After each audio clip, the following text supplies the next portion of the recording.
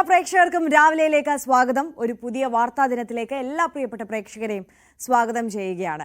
ഒരു വലിയ സന്തോഷമില്ലാത്തൊരു വാർത്താ ദിനത്തിലേക്കാണ് പ്രേക്ഷകരെ സ്വാഗതം ചെയ്യുന്നത് എന്ന് വേണമെങ്കിൽ പറയാം. നമുക്കറിയാം, അധികൃതരുടെ കെടുകാര്യസ്ഥതയിൽ, അനാസ്ഥയിൽ, രാഷ്ട്രീയ പ്രതിരോധം തീർക്കാനുള്ള തിടുക്കത്തിൽ കോട്ടയം മെഡിക്കൽ കോളേജ് അപകടത്തിൽ ഒരു ജീവൻ പൊലിഞ്ഞിട്ട് മണിക്കൂറുകൾ പിന്നിടുന്നതേ ഉള്ളൂ.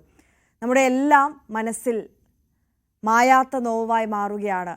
മലയാളികളുടെ എല്ലാം മനസ്സിലെ നോവായി മാറുകയാണ് ബിന്ദു എന്നുള്ളത്. അപ്പോൾ ബിന്ദുവിൻ്റെ സംസ്കാര ചടങ്ങുകൾ ഇന്ന് സ്വന്തം വീട്ടിൽ, തലയോലപ്പറമ്പിലെ വീട്ടിൽ 11 മണിയോടുകൂടി നടക്കും. പിന്നാലെ ഈ വിഷയത്തിന് പിന്നാലെ ഉയർന്ന വലിയ രാഷ്ട്രീയ പ്രതിഷേധങ്ങളുണ്ട്, പ്രക്ഷോഭങ്ങളുണ്ട്. അത് ഇന്നത്തെ ദിവസവും വളരെ ശക്തമായി തന്നെ തുടരും.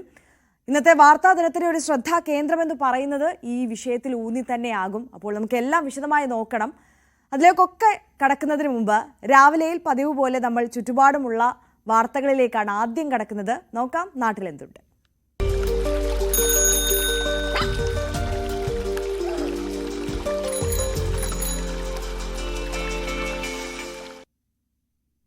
ചക്കച്ചുള വിൽപ്പനയിലൂടെ മികച്ച വരുമാനം നേടുന്നതിനൊപ്പം കാർഷിക മേഖലയിൽ വിജയഗാഥ രചിക്കുകയാണ് തൊടുപുഴ സ്വദേശിനി മോളി ആന്റണി. സ്വന്തം പുരയിടത്തിലെ പ്ലാവിലുണ്ടാകുന്ന ചക്കയാണ് ദിവസേന 3000 മുതൽ 5000 രൂപ വരെ ലഭിക്കുന്ന തരത്തിൽ ഇവർ വിറ്റഴിക്കുന്നത്.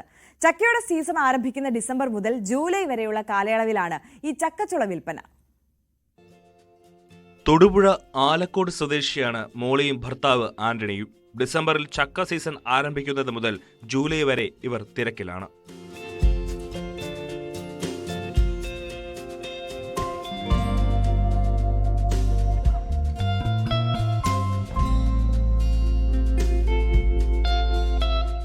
ദിവസവും രാവിലെ ഏണിയുമെടുത്ത് പുരയിടത്തിലെ പ്ലാവിൻ ചുവട്ടിലേക്ക് നീങ്ങുകയാണ് ആദ്യപടി.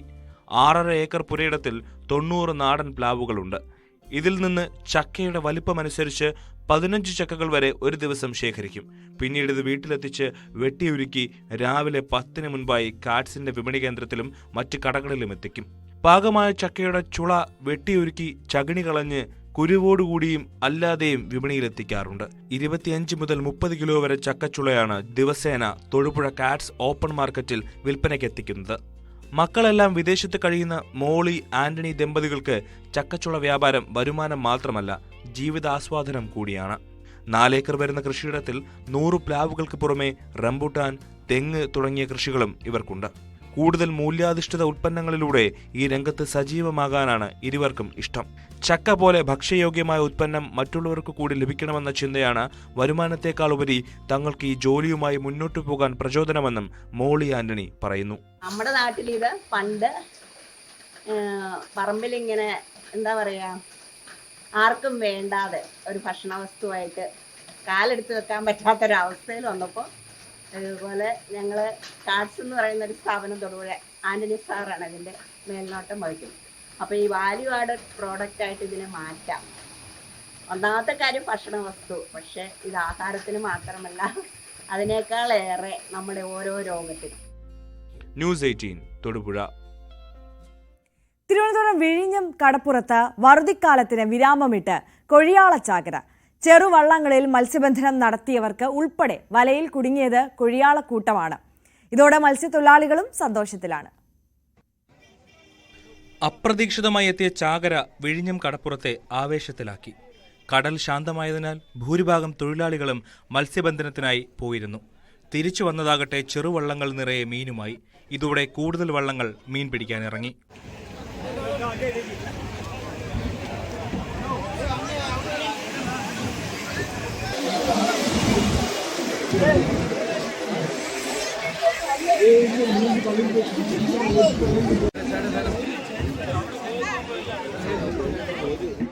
ട്രോളിംഗ് നിരോധന കാലയളവായതിനാൽ ചെറുവള്ളങ്ങൾക്ക് മാത്രമാണ് മീൻ പിടിക്കാൻ അനുമതി. ആദ്യം കുട്ട ഒന്നിന് 2400 രൂപ വരെ കിട്ടി. മീൻ ലഭ്യത കൂടിയതോടെ അത് 400 ആയി. വളനിർമ്മാണ കമ്പനിയിലേക്കും മീൻ കയറ്റി അയച്ചു. കാലവർഷം കനിഞ്ഞാൽ ഇനി തീരത്ത് ചാകരക്കാലമാകും. കൊഴിയാളയ്ക്കൊപ്പം കല്ലൻ കണവയുൾപ്പെടെ ലഭിച്ചെങ്കിലും അളവ് കുറവായതിനാൽ വൻ വിലയായിരുന്നു. അതേസമയം കർക്കിടകം എത്തുന്നതോടെ വാളച്ചാകരയും പ്രതീക്ഷിച്ചിരിക്കുകയാണ് തീരം. ന്യൂസ് 18 വിഴിഞ്ഞം. അതെന്തായാലും വളരെ സന്തോഷം നൽകുന്ന ഒരു വാർത്തയായിരുന്നു അല്ലേ. ട്രോളിംഗ് നിരോധനവും കടൽ എപ്പോഴും പ്രക്ഷുബ്ധമാകുന്നതും അതോടൊപ്പം പ്രതികൂലമായ കാലാവസ്ഥയും തുടർച്ചയായി 2 തവണ ഉണ്ടായിട്ടുള്ള കപ്പൽ അപകടവുമൊക്കെ ഈ മത്സ്യത്തൊഴിലാളികളുടെ ഉപജീവനത്തെ വല്ലാതെ അങ്ങ് ബാധിച്ചിരുന്നു. അവരെ വല്ലാതെ വറുതിക്കാലത്തിലേക്ക് പറഞ്ഞു വിട്ടിരുന്നു, അയച്ചിരുന്നു. എന്തായാലും അതിനൊക്കെ ഒരു അവസാനമായി എന്ന് കരുതാം. ഇപ്പോൾ ചാകര വന്നിരിക്കുകയാണ്. അതിൻ്റെ സന്തോഷത്തിലാണ് മത്സ്യത്തൊഴിലാളികൾ ഉള്ളത്. തിരുവനന്തപുരം പാറശാലയിൽ സംഘടിപ്പിച്ച സൂര്യകാന്തിയുടെ മികവുത്സവം ശ്രദ്ധേയമായി. 5000-ഓളം പേരാണ് മികവുത്സവത്തിൽ പങ്കെടുത്തത്.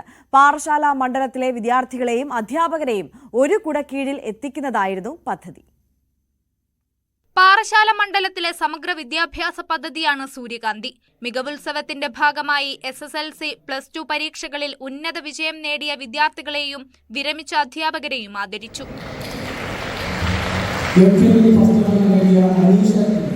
ഉന്നത വിജയം നേടിയ വിദ്യാർത്ഥികളും അധ്യാപകരും രക്ഷിതാക്കളും ഉൾപ്പെടെ 5000-ലധികം പേരാണ് പരിപാടിയുടെ ഭാഗമായത്. മന്ത്രി KN ബാലഗോപാൽ ഉദ്ഘാടനം ചെയ്തു. CK ഹരീന്ദ്രൻ MLA അധ്യക്ഷനായി. പ്രതിഭാ സംഗമത്തിനും ഗുരുവന്ദനത്തിനും പുറമെ വിവിധ കലാപരിപാടികളും അരങ്ങേറി. ന്യൂസ് 18 പാറശാല. വർഷങ്ങളായി വാടക കെട്ടിടത്തിൽ പ്രവർത്തിച്ചിരുന്ന അങ്കണവാടിക്ക് ഇനി മുതൽ പുതിയ കെട്ടിടം. പത്തനംതിട്ട നഗരസഭയിലെ മുണ്ടുക്കോട്ടയ്ക്കൽ 6-ാം വാർഡിൽ പ്രവർത്തിക്കുന്ന അങ്കണവാടിക്കാണ് പുതിയ കെട്ടിടം നിർമ്മിച്ച് സ്മാർട്ട് അങ്കണവാടിയാക്കി മാറ്റിയത്. 25 ലക്ഷം രൂപ മുടക്കിയാണ് പുതിയ കെട്ടിടം നിർമ്മിച്ചത്. വാടക കെട്ടിടത്തിലെ പരിമിതിക്കുള്ളിൽ പഠിച്ചിരുന്ന കുരുന്നുകൾക്കാണ് പുതിയ സ്മാർട്ട് അങ്കണവാടി നിർമ്മിച്ചു നൽകിയത്. പത്തനംതിട്ട നഗരസഭയിലെ 6-ാം വാർഡിലെ പ്രദേശവാസികളുടെ സഹകരണത്തോടെ കണ്ടെത്തിയ സ്ഥലത്താണ് സ്മാർട്ട് അങ്കണവാടി നിർമ്മിച്ചത്. എയർ കണ്ടീഷനിംഗ് ഉൾപ്പെടെയുള്ള സൗകര്യങ്ങൾ ഒരുക്കിയിട്ടുണ്ട്. സ്മാർട്ട് അങ്കണവാടിയുടെ ഉദ്ഘാടനം പത്തനംതിട്ട നഗരസഭാ ചെയർമാൻ അഡ്വക്കേറ്റ് സക്കീർ ഹുസൈൻ നിർവഹിച്ചു. അടിസ്ഥാനപരമായിട്ടുള്ള മേഖലകളിൽ കുട്ടികളെ അതിനായി ഒരുക്കിയാൽ മാത്രമാണ് പുതിയ തലമുറ കോഴ്സുകളിലേക്ക് അവരെ എത്തിക്കാൻ കഴിയുക. സ്മാർട്ട് അങ്കണവാടികൾ എന്നുള്ളത് ഒരു ആഡംബരമല്ല. ഇന്ന് എല്ലാ അങ്കണവാടികളും സ്മാർട്ടാക്കി മാറ്റാൻ വേണ്ടിയുള്ള പ്രവർത്തനമാണ് പത്തനംതിട്ട നഗരസഭ ഇപ്പോൾ ചെയ്തുകൊണ്ടിരിക്കുന്നത്.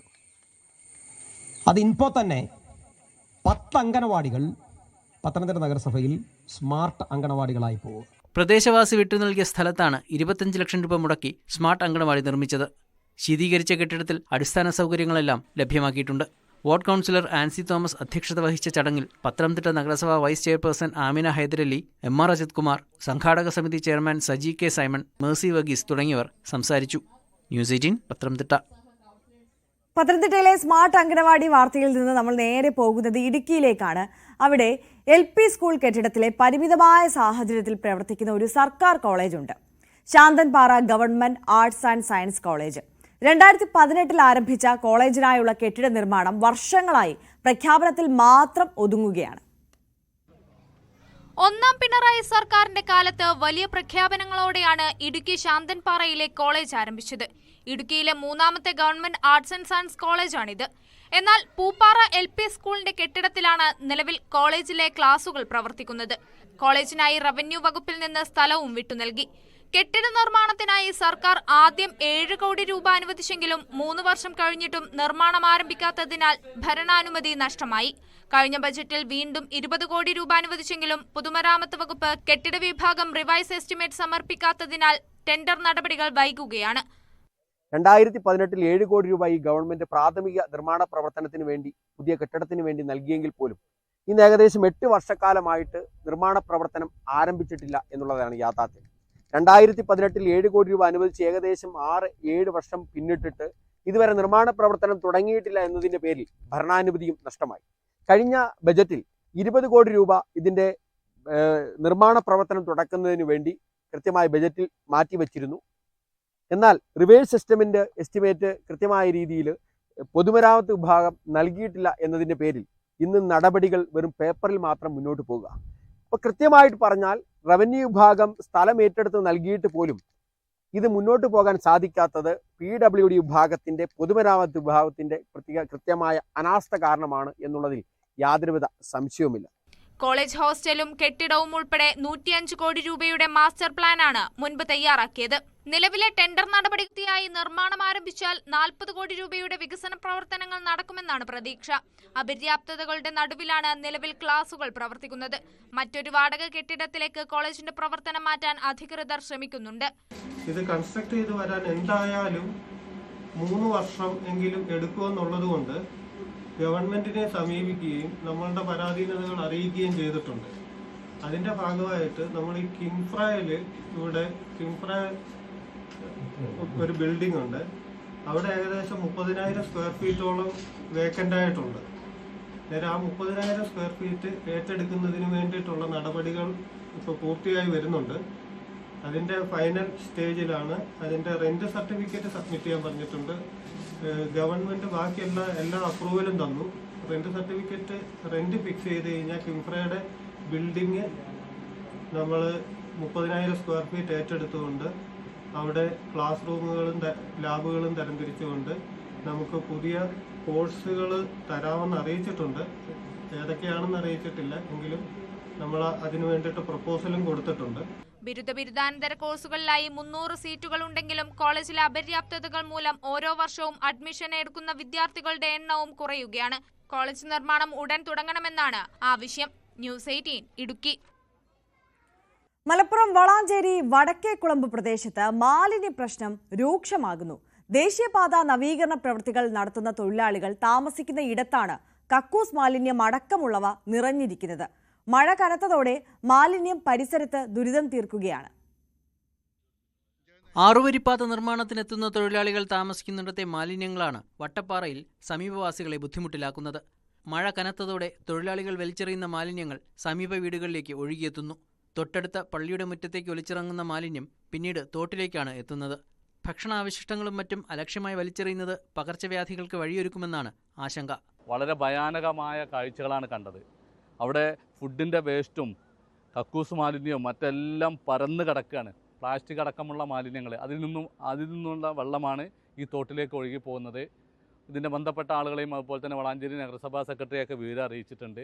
ഈ വിഷയത്തിൽ അടിയന്തര നടപടി കണ്ടിട്ടില്ലെങ്കിൽ ഉറപ്പാണ് വളാഞ്ചേരി മേഖലയിൽ വലിയ രീതിയിലുള്ള രോഗങ്ങൾ പടരാനുള്ള സാധ്യതയുണ്ട്. ഇപ്പോൾ തന്നെ പല ഭാഗത്തും മഞ്ഞപ്പിത്ത അടക്കമുള്ള രോഗങ്ങളും മറ്റു രോഗങ്ങളൊക്കെ റിപ്പോർട്ട് ചെയ്യുന്ന സാഹചര്യമാണുള്ളത്. ഗ്രീസ്, കോൺക്രീറ്റ്, ഓയിൽ, കക്കൂസ് മാലിന്യം മുതലായവ കലർന്ന വെള്ളമാണ് ശക്തമായ മഴയിൽ പ്രദേശത്ത് അടിയുന്നത്. ദുർഗന്ധവും ബുദ്ധിമുട്ടുണ്ടാക്കുന്നു. പ്രദേശവാസികൾ നഗരസഭാ അധികൃതർക്ക് പരാതി നൽകിയിട്ടുണ്ട്. ഇവിടെ വർക്ക് നടക്കുന്ന ഈ സൈറ്റിൽ നിന്നുള്ള എല്ലാ കച്ചറ മാലിന്യങ്ങളും ഇറങ്ങുന്നത് താഴെ ഭാഗത്തേക്കാണ്.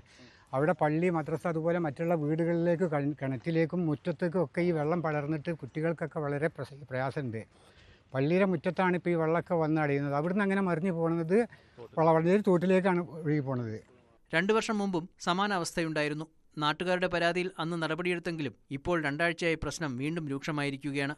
അധികൃതർ അടിയന്തര നടപടി സ്വീകരിച്ചില്ലെങ്കിൽ റോഡ് നിർമ്മാണ പ്രവൃത്തി തടസ്സപ്പെടുത്തി പ്രക്ഷോഭം ശക്തമാക്കാനാണ് നാട്ടുകാരുടെ തീരുമാനം. ന്യൂസ് 18 തിരൂർ.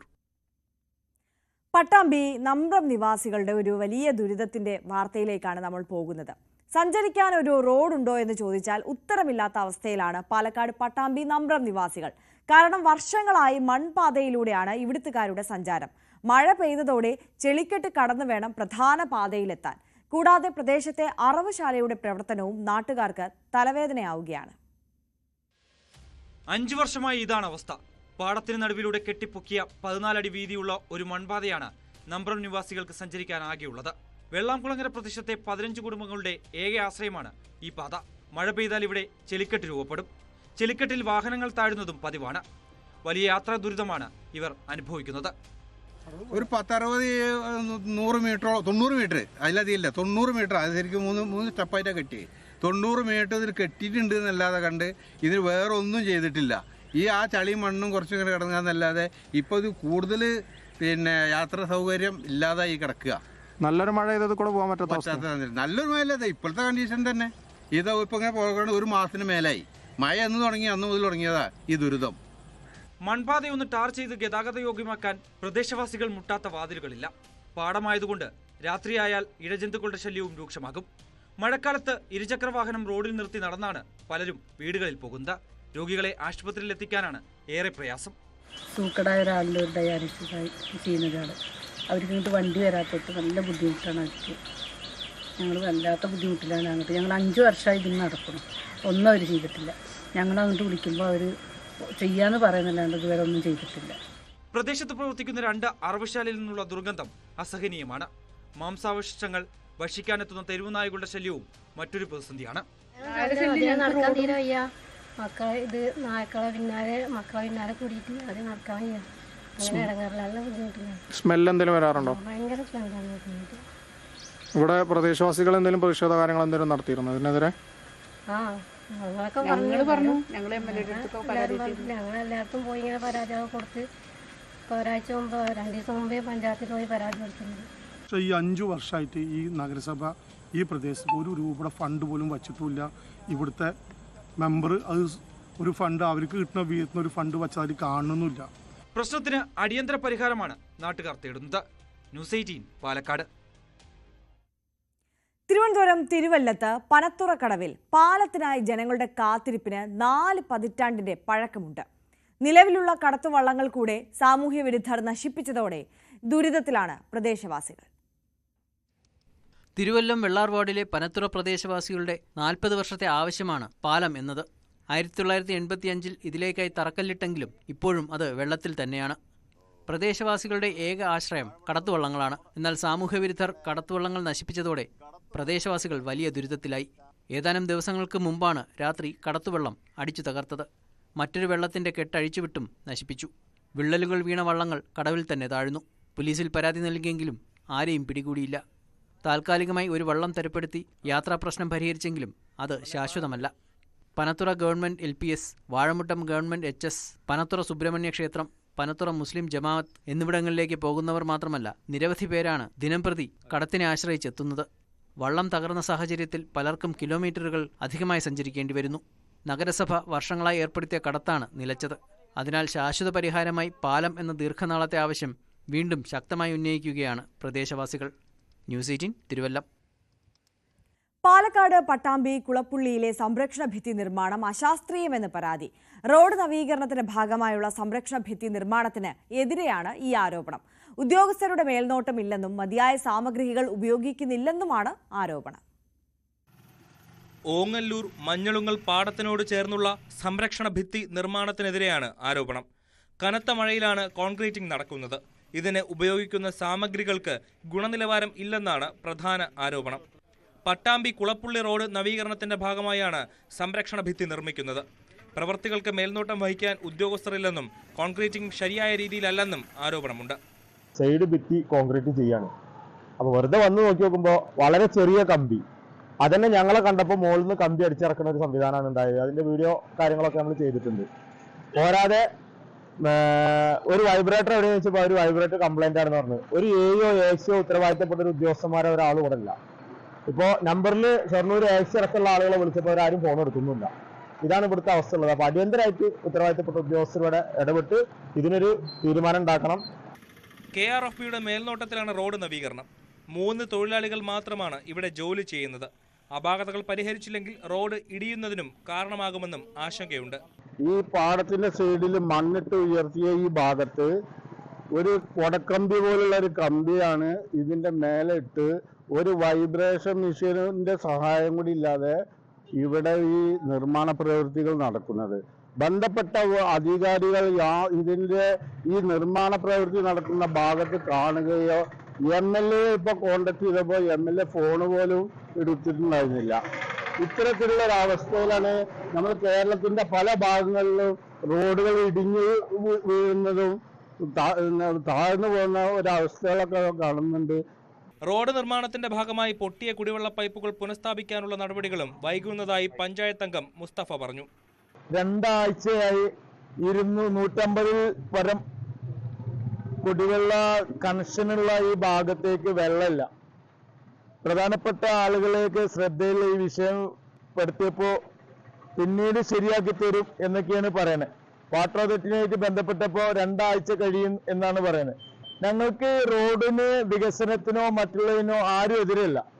എന്നിരുന്നാലും ജനങ്ങളെ കുടിവെള്ളം അത് മുട്ടിക്കാൻ പാടില്ല. അപ്പൊ നല്ല വിധത്തിൽ അത് കുടിവെള്ളത്തിന്റെ ആ പൈപ്പുകളും മറ്റുള്ളതും കണക്ട് ചെയ്ത് തരണം. കുണ്ടും കുഴിയും നിറഞ്ഞ പാതയിലൂടെയുള്ള യാത്ര ദുരിതപൂർണ്ണമാണ്. മാത്രമല്ല റോഡരികിൽ സംരക്ഷണ ഭിത്തി നിർമ്മിക്കാൻ കുഴിച്ച കിടങ്ങിൽ വാഹനങ്ങൾ വീഴാനുള്ള സാഹചര്യവുമുണ്ട്. ന്യൂസ് 18 പാലക്കാട്. മലപ്പുറത്ത് വർഷങ്ങളായി ഉപയോഗിക്കുന്ന വഴി അയൽവാസി അടച്ചതോടെ സ്ത്രീ ചികിത്സ കിട്ടാതെ മരിച്ചെന്ന ആരോപണം. പാണ്ടിക്കാട് വർഷങ്ങളായി താമസിക്കുന്ന ദളിത് കുടുംബമാണ് പരാതി ഉന്നയിക്കുന്നത്. വഴി വീണ്ടും തുറന്നു കിട്ടാതെ മൃതദേഹം ശ്മശാനത്തിലേക്ക് കൊണ്ടുപോകില്ല എന്ന നിലപാടിലാണ് കുടുംബം. പാണ്ടിക്കാട് കൊടശ്ശേരി സ്വദേശിനി 86-കാരി ചക്കിയാണ് കഴിഞ്ഞ ദിവസം മരിച്ചത്. 50 വർഷമായി ചക്കിയുടെ കുടുംബം ഉപയോഗിക്കുന്ന വഴി ഇവരുടെ വീടിന് മുൻവശത്ത് താമസിക്കുന്ന കുടുംബം അടച്ചു. ഇതോടെ അമ്മയ്ക്ക് വേണ്ട ചികിത്സ നൽകാൻ കഴിഞ്ഞില്ലെന്ന് മകൻ സുകുമാരൻ ആരോപിക്കുന്നു. വഴിക്കായി അധികൃതർക്ക് പലതവണ പരാതി നൽകിയിട്ടും പരിഹാരമുണ്ടായിട്ടില്ല.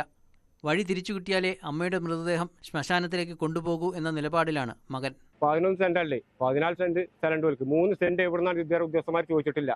ഞാൻ എൻ്റെ അമ്മനെ ഹോസ്പിറ്റലിൽ കൊണ്ടുപോകാൻ ബുദ്ധിമുട്ടിയാണ് അവിടെ കൊണ്ടുപോയി. ഇന്നലെ എൻ്റെ അമ്മനെ കൊണ്ടുപോകാൻ വേണ്ടിയിട്ട് ഈ കൈന്ന് ഇവിടുന്നാണ് മരിച്ചത്. എൻ്റെ കൈന്നാണ് മരിച്ചത്. ഞാൻ ആരോടാ പറയണ്ടേ? ഞങ്ങൾ ഈ മക്കൾ ആരോടാ പറയണ്ടേ? ഞാൻ അമ്മനെ ഹോസ്പിറ്റലിൽ കൊണ്ടുപോകാൻ നിങ്ങൾ ഉത്തരം പറയേണ്ടി വരും, നിങ്ങൾ സമാധാനം പറയേണ്ടി വരും. വില്ലേജ്, പഞ്ചായത്ത്, പോലീസ് അധികൃതരും സ്ഥലത്തെത്തിയിട്ടും പരിഹാരമായിട്ടില്ല. 1 വർഷം മുമ്പാണ് വഴിയടച്ചത്. അതേസമയം മനുഷ്യത്വത്തിന്റെ പേരിൽ വർഷങ്ങൾക്ക് മുമ്പ് 3 അടി വഴി അനുവദിച്ചതാണെന്നും 6 അടി വഴി അവരുടെ പേരിൽ രജിസ്റ്റർ ചെയ്യണമെന്ന് ആവശ്യപ്പെട്ടതോടെയാണ് വഴി അടച്ചതെന്നും ആരോപണ വിധേയരായ വെള്ളയങ്ങര ഫൗസിയുടെ കുടുംബം പറയുന്നു. മൃതദേഹം കൊണ്ടുപോകാൻ വഴി ഉപയോഗിക്കാമെന്നും ആകെ 3 സെന്റ് സ്ഥലം മാത്രമാണ് ഉള്ളതെന്നും ഇവർ പറഞ്ഞു. വഴി പ്രശ്നത്തിൽ മഞ്ചേരി മുനിസിപ്പൽ കോടതിയിൽ കേസ് നിലവിലുണ്ട്. ന്യൂസ് 18 തിരൂർ. ഇടുക്കി മാങ്കുളം ഗ്രാമപഞ്ചായത്തിൽ കാട്ടാന ശല്യം രൂക്ഷം. ആനക്കുളം 96 ശെവൽക്കുടി മേഖലകളിൽ കാട്ടാനകൾ വലിയ കൃഷിനാശമുണ്ടാക്കി. ഇതോടെ മാങ്കുളത്തെ ജനങ്ങൾ വലിയ പ്രതിഷേധത്തിലാണ്. അടുത്ത കാലത്തായി മാങ്കുളത്ത് ആനശല്യം കൂടിയിട്ടുണ്ട്. കൂട്ടമായി ഇറങ്ങുന്ന കാട്ടാനകൾ ദിവസങ്ങൾക്ക് ശേഷമാണ് കാട് കയറുന്നത്. ആനക്കുളം 96 ശേവൽക്കുടി മേഖലകളിലെ സ്ഥിതി രൂക്ഷമാണ്. എന്നിട്ട് ഭയങ്കര സൗണ്ട് കേൾക്കാം. അപ്പോൾ സൗണ്ട് കേട്ട് എന്നാന്ന് നമുക്കറിയത്തില്ല. ഈ വെള്ളത്തിന്റെ അരപ്പും ഷീറ്റാലായിട്ട് ഈ വെള്ളം വീഴുന്നത് എല്ലാം കൂടെ ആകുമ്പോൾ ഭയങ്കര ഒച്ച. എന്നിട്ട് ഞങ്ങളിവിടെ പമ്മി നിന്ന് ലൈറ്റ്, ഈ വാഴയൊക്കെ ഇവിടെ ഇരുന്നുകൊണ്ട് ലൈറ്റ് എടുത്തു. ഒരു രക്ഷയില്ല. ഒന്ന് കുറേ കഴിഞ്ഞപ്പോൾ ഈ കാട വന്നിട്ട് വാഴ പറിച്ചു, തെങ്ങിനിട്ട് പിടിച്ചു. അത് കഴിഞ്ഞേക്ക് പിന്നെ അതിലൂടെ കയറിയിട്ട് ഒരു ഇപ്പുറത്തോട്ട് മാറിയിട്ട് അങ്ങ് വേലി കെട്ടിയിട്ടില്ല. ആ വേലിയെല്ലാം വലിച്ചു പൊടിച്ചു. അതിന് മുകളിലെ കോപ്പരയുണ്ട്. ആ കോപ്പരയൊക്കെ അടുത്തൊരു വാഴ ഉണ്ട്, അതൊക്കെ പറിച്ചു. അത് കഴിഞ്ഞിട്ട് മുകളിൽ ചെറിയൊരു പ്രാവിൽ പോയിട്ട് കയറി തിന്നു.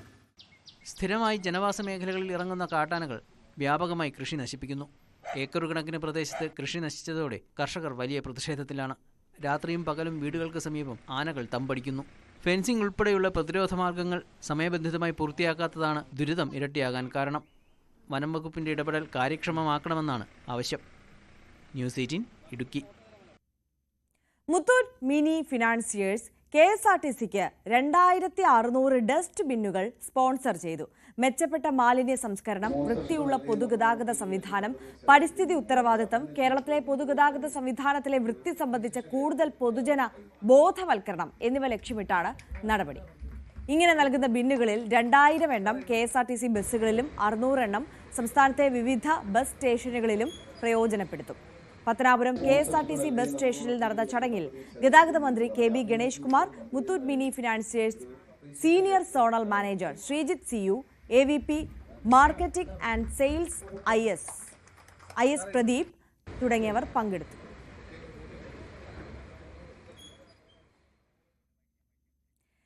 ഇനി നമ്മളൊരു ചെറിയ ഇടവേളയിലേക്ക് പോവുകയാണ്. ഇടവേളയ്ക്ക് പോകുമ്പോൾ പ്രേക്ഷകർക്ക് നല്ല വാക്ക് കാണാം. അതിനുശേഷം ഈ ദിവസത്തെ ഏറ്റവും പ്രധാനപ്പെട്ട വാർത്തകളുമായി നമുക്ക് വേഗം മടങ്ങിയെത്താം.